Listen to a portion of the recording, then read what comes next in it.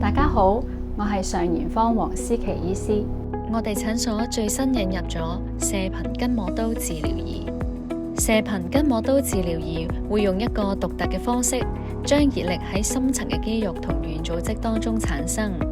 相比起傳統嘅一啲加熱治療，佢能夠大大縮減熱力喺深層肌肉當中穿透嘅時間。射頻筋膜刀治療結合咗我哋中醫治療痛症嘅一大原則：通則不痛。我哋希望透過將熱力經過射頻喺筋膜同肌肉嘅深層直接產生，用最短嘅時間令血液循環得到改善，以針對一啲譬如慢性肩頸痛、長期嘅肌肉勞損，同埋一啲本身因為血液循環唔好而令病人治療時間好長都未能完全康復嘅狀況，可以盡快得到改善。